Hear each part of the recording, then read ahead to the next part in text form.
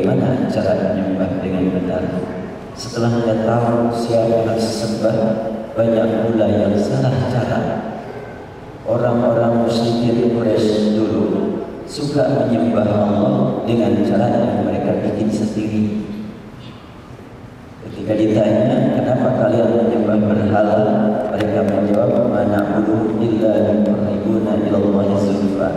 Kami menyembah berhala ini semata-mata untuk lebih dekat lagi kepada Allah. Jadi sebetulnya mereka sudah memiliki bawaan dan niat ingin menyembah Allah, cuma tidak tahu cara. Karena itu Allah tegaskan dengan kalimat la ilaha illallah, tiada Tuhan selain Allah, untuk meluruskan bawaan mereka sudah biasa menyembah, cuma cara yang tidak tepat. Pada ayat ini ditegaskan panggilan kepada seluruh umat manusia, wa'budu rabbakum, sembahlah Rabbmu. Sudah dibahas apa arti Rabb, tidak sama dengan ilah. Walaupun di Indonesia akan sama-sama Tuhan, tapi bahasa aslinya dalam Al-Quran beda antara Tuhan yang merupakan arti dari Rabb dengan Tuhan yang merupakan arti dari ilah. Kalau kata ilah kita temukan dihubungkan hanya kepada manusia, seperti kalimat ilahum, ilahuka, ilahu wahid, kemudian ilah. Tapi kalau Roh ini lebih luas lagi, bisa Rabbul alamin, bisa Rabbus samawat, bisa Rabbul masyriqain, Rabbul maghribain. Untuk ilah tidak ada kalimat ilahul masyriq, tidak ditemukan dalam Al-Quran ilahus samawat. Berarti punya perbedaan makna yang jelas antara ilah dengan Rabb. Ini sekadar mengingatkan kembali yang sudah dibahas beberapa pertemuan yang lalu. Mudah-mudahan masih ingat, tapi kalau lupa normal. Kalau ingat adalah istimewa. Baik, kita lanjutkan. Disebutkan Rabbakumul ladzi khalaqakum, Rabbmu yang telah menciptakan, bukan cuma kamu tetapi juga orang tuamu. Karena banyak sekali orang-orang beribadah kepada Allah mengikuti ajaran dari orang tua, bukan mengikuti ajaran yang datang dari Allah. Ditegaskan dalam ayat ini, orang tua kamu juga diciptakan oleh Allah. Kenapa kau mengikuti aturan orang tua? Mestinya ibadah mengikuti aturan Allah. Karena tidak ada bedanya kamu dan orang tua kamu sama-sama diciptakan oleh Allah. Ini kalimat walladzina min qablikum la'allakum tattaqun, agar kamu bertakwa. Baik, kita perhatikan dalam fikih ayat panggilan kepada semua manusia untuk teruskan niat ibadah hanya kepada Rabb yang terbukti dialah yang menciptakan mereka. Panggilan ini memberi makna bahwa semua manusia diciptakan untuk beribadah dan semua mereka suka beribadah, baik mereka sadari ataupun tidak, disertai dengan niat ataupun tidak. Apa ibadah? Tunduk. Semua manusia suka tunduk. Yang menjadi pertanyaan kepada siapa masing-masing tunduk. Ada yang tunduk hanya kepada Allah, ada yang tunduk kepada selain Allah, itu disebut musyrik. Ada yang tunduk tidak kepada Allah tapi kepada yang lain, itu kafir. Kafir dengan musyrik apa bedanya? Sama-sama tidak mengakui ketauhidan Allah. Jika tidak tunduk kepada Allah yang kuasa, maka mereka pasti akan tunduk kepada ciptaannya. Jika tidak tunduk mengikuti aturan Allah, pasti akan tunduk mengikuti aturan makhluknya. Ketika seseorang dengan sombongnya mengaku bahwa aku terbebas dari keterikatan dengan apapun dan merasa bebas untuk berbuat sesuai keinginan, maka sesungguhnya dia sedang terikat dengan keinginan. dan tunduk patuh kepada keinginan. Setelahnya memiliki keinginan, enggak puas-puas juga. Ingin makan enak, uang ada, datang ke restoran yang paling mewah, sudah tersedia makanan begitu lengkap, enak, semeja penuh yang dia makan, cuma sedikit, sudah kenyang, selesai. Berarti kan patuh ya, patuh kepada perutnya dia, kata perut udah, yang harus makan, aku sudah gak terima lagi, selesai.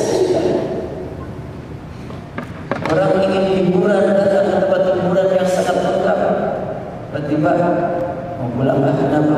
Dengan baik, dan tunduk pada nama. Tidak ada yang memiliki kebebasan kami.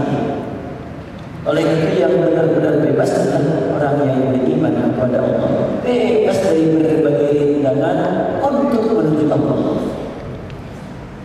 bebas dari segala-galanya. Mana ada, karena Allah menciptakan manusia, perasaannya terbatas, kemampuan berpikir yang terbatas, kesehatan yang terbatas, kekuatan yang terbatas, segala-galanya terbatas. Maka mereka pasti tunduk kepada yang tidak patut ditunduki, mereka takut kepada yang tidak patut ditakuti. Semua manusia punya potensi takut dan harap. Tidak ada manusia yang tidak punya rasa takut, karena Allah menciptakan manusia punya rasa takut. Hanya saja ada yang ditakuti sebenarnya tidak patut ditakuti, sebenarnya yang harus ditakuti tidak mereka takuti. Hanya apa yang terjadi, jelas mereka akan menghadapi kecelakaan yang abadi. Oleh karena keinginan itu tidak pernah mengenal batas, maka dia akan tersiksa untuk mengikuti keinginan yang tidak pernah selesai. Ingin punya uang 20 juta, sudah punya uang 20 juta, keperluannya 100 juta kan? Punya uang 100 juta, keperluannya 1 M. Itu aja terus. Coba orang yang sudah menjadi miliarder, triliuner, menurut pemikiran yang penghasilannya cuma 100.000, akan berpikir itu orang sudah harta di mana-mana, triliunan, ngapain capek-capek lagi? Udah tinggal makan tidur enak gitu. Tapi ternyata lebih capek daripada yang uang sedikit. Itulah keinginan. Makanya orang tunduk kepada keinginan, tersiksa dengan mengikuti keinginan yang tidak pernah ada akhir-akhirnya. Jadi kalimat ibadah tadi mengarahkan manusia supaya benar ibadah. Wa'budu rabbakum. Karena itu Allah mengingatkan mereka agar tunduk hanya kepada Zat yang telah menciptakan mereka dengan cara yang sudah ditetapkan tanpa mengalami perubahan. Gak usah mikir-mikir lagi, sudah diberi oleh Allah aturan ibadah dengan benar, dikasih contoh lagi, yaitu Rasulullah SAW. Dan aturan tersebut telah Allah turunkan sesuai dengan kemampuan yang telah tersedia pada diri manusia. Allah tidak menyuruh ibadah yang tidak sesuai dengan kemampuan yang sudah Allah siapkan. Makanya dalam surat Al-Isra umpamanya ada kalimat aqimis shalah liduluki syamsi ila wasaqil lail. Laksanakan sholat sejak tergelincir matahari sampai larut malam. Ini kan tidak memungkinkan. Makanya ada ayat yang lain, hafizu 'ala shalawati was salatil wusta. Pelihara semua salat dan ingat salat yang pertengahan. Dari ayat sudah ada salat pertengahan. Apa itu salat pertengahan? Bila kita perhatikan waktu yang pertengahan yang mana, mulai subuh, zuhur, asar, maghrib, isya, yang pertengahan asar. Urutan waktu, urutan rakaat ada yang 4, ada yang 2, ada yang 3, yang pertengahan 3 berarti maghrib. Nah, as-salatul wusta dipahami oleh para ulama tafsir asar dan maghrib. Ayat menyebutkan liduluki syamsi ila wasaqil lail baru wa qur'an al-fajr. 3 3 saja disebutkan. Itu di Syamsi 1, 2, 3. Dipahami oleh orang yang tidak mengerti apa arti ilah, bahwa sholat itu ilah. Dipahaminya begitu. 3 aja, zuhur, malam, dan subuh. Terus ilahnya boleh kemana aja ini? Ilah ini ada sampai dari dulu sampai malam. Kalau tidak diterangkan oleh hadis, berat kita, dan Allah tidak akan membebani kita kecuali sesuai dengan kemampuan yang sudah Allah siapkan kepada kita semua. Ya. Dan antara tersebut untuk kita sesuai kemampuan yang ada, yang telah tersedia. Jadi ini sesungguhnya tunduk kepada Allah lebih ringan daripada tunduk kepada keinginan atau hawa nafsu, itu lebih ringan. Ketundukan kepada Allah melahirkan rasa kemanusiaan yang sangat tinggi dan bermakna, karena adanya kesamaan derajat di hadapannya dengan bukan hanya sebagai hamba. Tunduk kepada Allah sama manusia. Beda dengan tunduk kepada keinginan beda-beda. Kalau tunduk kepada Allah sama di hadapan Allah. Bahkan kalau umpamanya saya jadi imam di sini, di belakang saya rumahnya ada SBY, dia ikut pada imam. Dan dia niat itu taat kepada imam yang tidak ada apa-apanya menurut pandangan sosial. Ini pernah saya alami misalnya. Jadi imam di Masjid Habibur Rahman, di belakang saya presiden gitu. Iya, saya jadi tak apa. Lagi tunduk kepada Allah, sederajat saya dengan presiden. Bahkan saya mungkin lebih hebat dari dia. Saya bilang, kamu coba. Sebab apa? Sebab dia bukan lagi perintah saya, tapi perintah Allah yang saya sampaikan kan gitu. Saya cuma sedang menyampaikan, Bapak ikut di belakang. Kenikmatan taat kepada Allah. Kenapa? Karena taat kepada Allah itu adalah taat yang sederajat antara satu dengan yang lain. Beda dengan taat kepada seseorang, kepada pemimpin. Lo cukup menderita. Terus adanya rasa persatuan dan kesatuan bukan hanya dengan orang yang dikenal, tetapi juga dengan semua manusia yang masih hidup dan yang sudah meninggal. Kalimat walladzina min qablikum itu menghubungkan persaudaraan kita bukan hanya dengan orang yang masih hidup, bahkan dengan orang yang sudah meninggal kita punya komunikasi. Subhanallah. Dan kita ketika membaca, ketika kita tasyahud bagaimana? Assalamualaikum warahmatullahi wabarakatuh. Keselamatan yang Allah curahkan kepada kami dan kepada hamba-hamba yang telah mendahului kami dari dulu sampai sekarang sampai hari kiamat nanti ibadah saleh.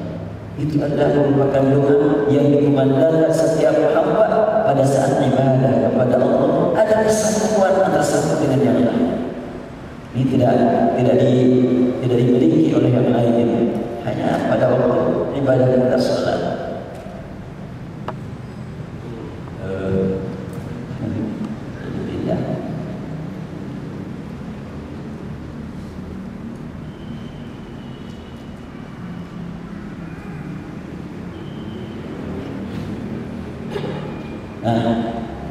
Adanya keyakinan akan bertemu dengan semua manusia pada pertemuan yang tidak terbatas waktu dan tempat. Dengan adanya kalimat walladzina min qablikum la'allakum tattaqun, berarti kita diberi harapan oleh Allah Subhanahu wa taala untuk dapat bertemu dengan para nabi. Kita kan tidak sempat bertemu dengan Rasulullah. Dan bapak-bapak ibu juga usah menyesal. Kenapa ya Allah aku hidup zaman Rasul aja? Belum tentu lebih baik. Banyak orang yang zaman Rasul kafir malah kepada Rasul. Bukan jaminan orang bertemu dengan Rasul, tidak ada jaminan akan menjadi lebih baik. Bahkan Rasul pernah menangis tergesa-gesa disaksikan sahabat, sampai sahabat bertanya, ya Rasulullah, apa yang membuat kau menangis? Beliau menjawab, aku sangat merindukan saudara-saudara. Wahai Rasulullah, kami kan sahabatmu, saudaramu. Rasul bersabda, kalian sahabatku, saudaraku adalah orang-orang yang beriman kepadaku dan tidak bertemu dengan aku. Benar-benar kita termasuk yang dirindukan Rasul. Tentu kita termasuk yang dirindukan Rasul kalau kita rindu kepada Rasul. Mari kita buktikan kerinduan kita kepada Rasulullah dengan berjuang mengikuti jejak langkah beliau. So, kalau orang yang mencintai sesuatu atau mencintai seseorang kan sudah ingat terus ya, apa kesenangan dia, apa pesan-pesan dia. Saya tadi isi acara di salah satu tempat yang di situ tempat baru tinggal wafat oleh kepala keluarganya. Lalu saya cerita tadi, kata si ibunya, ini adalah cita-cita si papi. Ya setelah coba ingat selalu gitu kan. Nah kita tentunya kalau betul-betul cinta pada Rasulullah, ingat selalu pesan Rasul apa saja. Cuma yang menjadi masalah saat ini, ketika kita bicara tentang sejarah Rasul, sirah Rasul, banyak sejarah yang ditulis oleh orang yang membenci Rasul, sehingga isinya pun sangat berlawanan. Bahkan sekarang ada orang yang menyibukkan diri untuk merubah sejarah keluarga Rasul. Sekian banyak ulama menyebutkan bahwa Ummul Mukminin Aisyah radhiyallahu anha adalah istri Rasulullah yang paling muda, yang paling cantik. Diungkap dengan sebaliknya. Orang banyak bilang Aisyah paling cantik, dia itu orang hitam, kita bilang. Disebut Rasulullah pipinya merah karena hitam dikasih merah-merah. Bagaimana jawaban kita dalam orang seperti itu? Terserah. Saya tidak berkepentingan. Saya berkepentingan dengan akhlak istri Rasul. Ini bagi ibu kan? Kata pria, bagaimana saya berkepentingan dengan Rasulullah menggauli istrinya bagaimana? Al-Quran tidak bicara apakah Aisyah cantik apa enggak. Al-Quran tidak bicara. Buat saya, engkau bilang tentang Aisyah Ummu seenaknya ada, silahkan. Aku tidak beriman kepada sejarah. Selesai. Aku hanya beriman kepada kisah dalam Al-Quran. Sejarah tidak kita imani. Sebab sejarah buatan manusia kalau sudah jadi buku sejarah. Pastikan peristiwa itu terjadi. Cuma cerita tentang peristiwa macam-macam. Makanya yang pasti benar hanya keterangan dari Al-Quran. Tentang sirah Nabi sudah dicemarkan demikian banyak. Saya tadi membahas di satu tempat di dalam buku. Saya sampai bertanya-tanya kadang-kadang sebenarnya tentang perang Jamal, perang Siffin itu apa benar seperti itu yang diterangkan dalam buku sejarah sesuai dengan realita, atau jangan-jangan tidak separah itu.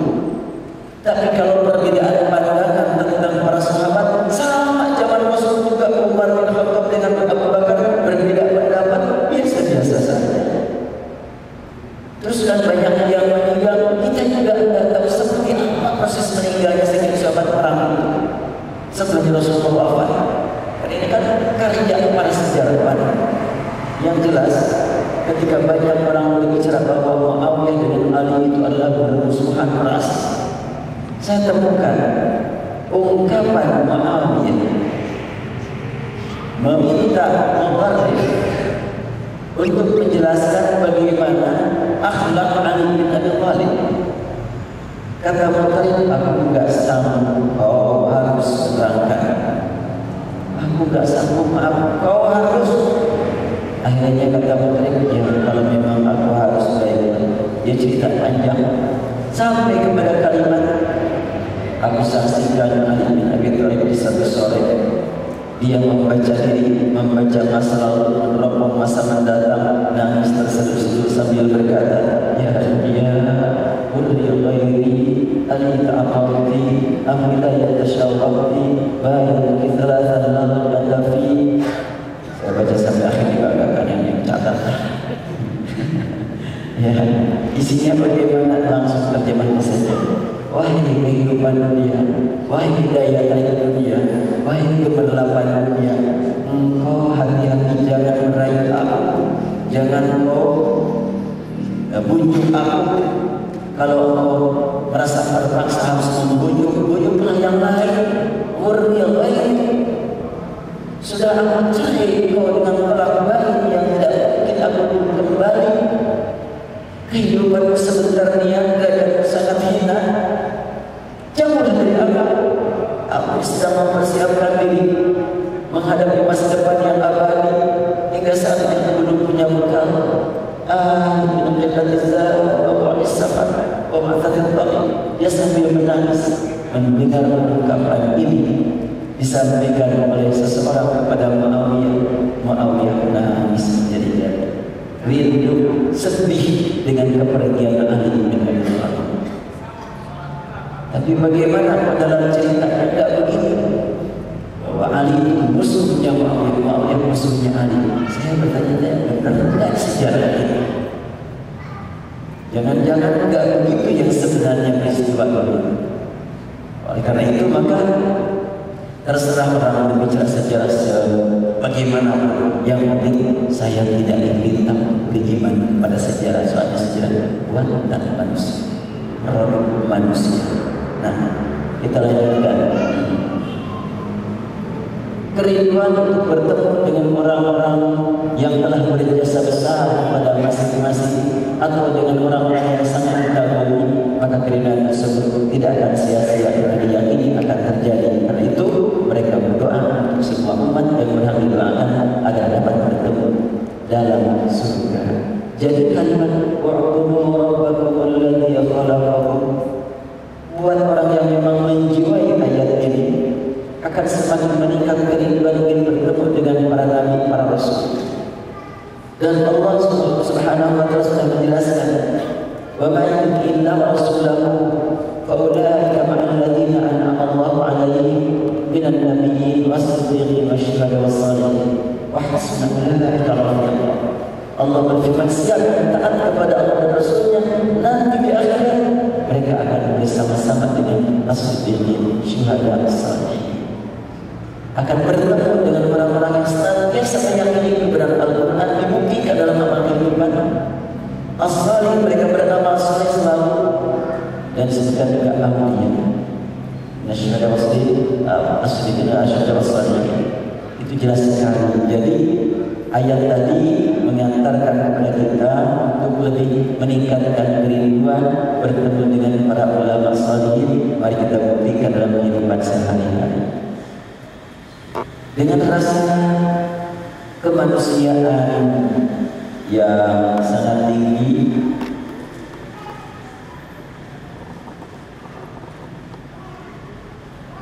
maka mereka akan mengisi waktu dengan aktivitas yang sangat bermakna bagi kepentingan sesama. Jika hal itu tercapai, maka akan mencapai derajat taqwa la'illah. Sekarang kita masuki ayat berikutnya.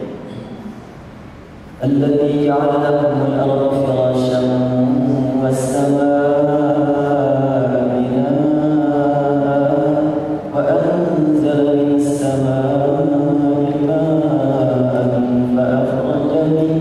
فأخرج به من الثمرات رزقا لكم فلا تجعلوا لله أندادا وأنتم Dialah yang menjadikan bumi sebagai hamparan firasyan bagi kamu, wassama binaan, dan langit sebagai atap, wa anzalna as-samaa'a ma'an, dan Dia menurunkan air dari langit. Lalu fa akhraja bihi minats thamarat, lalu Dia menghasilkan dengan air tersebut buah-buahan sebagai rezeki untukmu, rizqan lakum. Fala taj'alu lillahi andadan wa antum ta'lamun. Karena itu janganlah kamu mengadakan sesuatu bagi Allah padahal kamu mengetahui. Ini terjemahan yang saya ambil dari terjemahan beragama. Perlu kita kaji kembali untuk terjemahan manusia, bukan Al-Quran. Sekarang pertama kita perhatikan penulisan, karena Kalimat firasyan tentunya kalau tulisan asli mestinya firasyan begini tulisannya. Tapi dalam Al-Quran tulisan firasyan tidak pakai alif, cukup begini. Ya, ini tulisan dalam Al-Quran. Tulis itu gimana? Ada alifnya kan? Ada alifnya. Berarti itu bukan tulisan asli Mushaf Utsmani bukan. Yang benar tulisan dalam Al-Quran seperti inilah. Kita lihat tadi. Nah, ini ya. Tulisan Al-Quran jelas sekali. Tidak pakai alif aslinya. Lalu yang tidak pakai alif tadi minat samarat. Tentunya tulisan aslinya samarat mestinya ada alifnya. Tapi dalam Al-Quran tidak ada alifnya. Langsung saja tak.